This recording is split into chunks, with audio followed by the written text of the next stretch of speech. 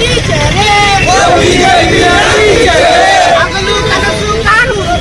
ಹಗಲು ಕನಸು ಕಾಣುವುದು ಬಿಡಿ ಓ ಬಿಜೆಪಿಯ ನೀಚರೇ social democratic party of India Ramdurg ವಿಧಾನಸಭಾ ಕ್ಷೇತ್ರದ ವತಿಯಿಂದ ರಾಮದುರ್ಗ್ ನಗರದ ಸರ್ಕಾರಿ ಆಸ್ಪತ್ರೆ ಮುಂಭಾಗದಲ್ಲಿ ಕೇಂದ್ರ ಸರ್ಕಾರದ ವಕ್ಫ್ ತಿದ್ದುಪಡಿ ಮಸೂದೆಯನ್ನು ಹಿಂಪಡಿಬೇಕು ಮತ್ತು ಇದು ದುರುದ್ದೇಶ ಮತ್ತು ಪ್ರತಿಕಾರದ ಮಸೂದೆ ಎಂಬ ಘೋಷಣೆಯಡಿ ಪ್ರತಿಭಟನೆ ನಡೆಸಲಾಯಿತು. ಪ್ರತಿಭಟನೆಯಲ್ಲಿ ಕೇಂದ್ರ ಸರ್ಕಾರದ ವಕ್ಫ್ ತಿದ್ದುಪಡಿ ಕಾಯ್ದೆ 2024 ವಿರೋಧಿಸಿ ಭಿತ್ತಿ ಪತ್ರಗಳನ್ನು ಪ್ರದರ್ಶಿಸಿ ಕೇಂದ್ರ ಸರ್ಕಾರದ ವಿರುದ್ಧ ಘೋಷಣೆಗಳನ್ನು ಕೂಗಿದ ಪ್ರತಿಭಟನಾಕಾರರು ತೀವ್ರ ಆಕ್ರೋಶವನ್ನು ವ್ಯಕ್ತಪಡಿಸಿದರು. ನಂತರ ತಹಶೀಲ್ದಾರ್ ಅವರ ಮೂಲಕ ಜಂಟಿ ಪಾರ್ಲಿಮೆಂಟ್ ಸಮಿತಿಗೆ ಹಕ್ಕೊತ್ತಾಯ ಪತ್ರವನ್ನು ಸಲ್ಲಿಸಲಾಯಿತು. ಈ ವೇಳೆ ಪ್ರತಿಭಟನಾಕಾರರನ್ನು ಉದ್ದೇಶಿಸಿ ಮಾತನಾಡಿದ ಮುಖ್ಯ ಅತಿಥಿ ಮುಜಫರ್ ಬಾಗ್ವಾನ್, ದೇಶದಲ್ಲಿ ಒಕ್ಕೂಟ ಸರ್ಕಾರ ನಿರಂತರವಾಗಿ ಮುಸ್ಲಿಂ ಸಮುದಾಯವನ್ನು ಟಾರ್ಗೆಟ್ ಮಾಡಿ ಮಸೂದೆಗಳನ್ನು ಕಾನೂನುಗಳನ್ನು ರೂಪಿಸುತ್ತಿದೆ.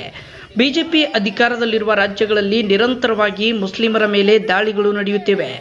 ಮನೆ ಗುಡಿಸಲುಗಳನ್ನು, ಅಂಗಡಿ ಮುಂಗಟ್ಟುಗಳನ್ನು ಬುಲ್ಡೋಜರ್ಗಳ ಮೂಲಕ ಕೆಡವಿ ಹಾಕಲಾಗುತ್ತಿದೆ. ಇದೀಗ ಮುಸ್ಲಿಮರ ಆಸ್ತಿಯಾಗಿರುವ ವಕ್ಫ್ ವಿಚಾರಕ್ಕೂ ಕೈ ಹಾಕಿ ಮುಸ್ಲಿಮರ ವಕ್ಫ್ ಆಸ್ತಿಯನ್ನು ತನ್ನ ತೆಕ್ಕೆಗೆ ತೆಗೆದುಕೊಳ್ಳುವ ಹುನ್ನಾರದಲ್ಲಿ ಸರ್ಕಾರವಿದೆ. ಇದು ಪ್ರಜಾಪ್ರಭುತ್ವ ಮತ್ತು ಸಂವಿಧಾನ ವಿರೋಧಿ ನಡೆಯಾಗಿದೆ. ಈ ವಿಚಾರದಲ್ಲಿ ಎಸ್ಡಿಪಿಐ ಮೌನ ವಹಿಸುವುದಿಲ್ಲ ಎಂದು ಕಿಡಿಕಾರಿದರು. ನಂತರ ಇನ್ನೂ ಹಲವು ಮುಖಂಡರು ಮಾತನಾಡಿ, ವಕ್ಫ್ ಆಸ್ತಿಗಳು ಮುಸ್ಲಿಂ ಸಮುದಾಯಕ್ಕೆ ಸೇರಿದ್ದವು. ನಮ್ಮ ಸಮುದಾಯದ ಆಸ್ತಿ ಕಸಿದುಕೊಳ್ಳುವ ಉದ್ದೇಶದಿಂದ ಮುಸ್ಲಿಂ ಸಮುದಾಯದ ಆಸ್ತಿಗಳಿಗೆ ಸರಿಪಡಿಸಲಾಗದ ಹಾನಿಯುಂಟು ಮಾಡಲು ಬಿಜೆಪಿ ಬಯಸಿದೆ. ಇದು ಯಾವುದೇ ಸರ್ಕಾರದ ಸ್ವತ್ತಲ್ಲ, ನಮ್ಮ ಹಿರಿಯರ ಆಸ್ತಿ. ಡಾಕ್ಟರ್ ಬಾಬಾ ಸಾಹೇಬ್ ಅಂಬೇಡ್ಕರ್ ಅವರ ಸಂವಿಧಾನದಲ್ಲಿ ನಮ್ಮ ಆಸ್ತಿಗಳ ರಕ್ಷಣೆಗೆ ನಮಗೆ ಹಕ್ಕಿದೆ. ನಮ್ಮ ಆಸ್ತಿ ನಮ್ಮ ಹಕ್ಕು. ಆದ್ದರಿಂದ ಯಾರಿಗೂ ನಮ್ಮ ಹಕ್ಕನ್ನು ಕಸಿದುಕೊಳ್ಳಲು ಬಿಡುವುದಿಲ್ಲ ಎಂದು ಆಕ್ರೋಶವನ್ನು ವ್ಯಕ್ತಪಡಿಸಿದರು.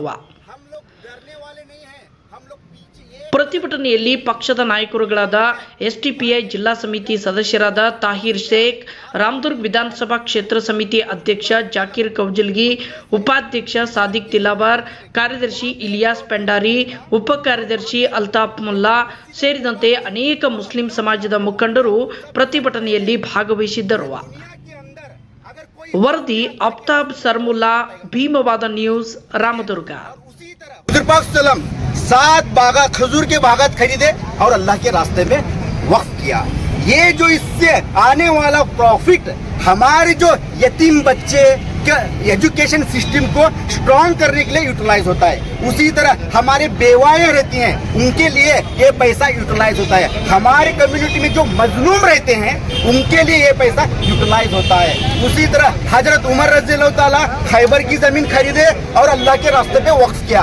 उसी तरह हजरत अली रज़ियल्लाहु ताला बहुत सारी जमीन अल्लाह के रास्ते पे वक्फ किया।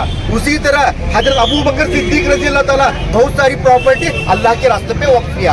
उसी तरह आज ये जो बीजेपी गवर्नमेंट लेके आ रही है वक्फ अमेंडमेंट बिल,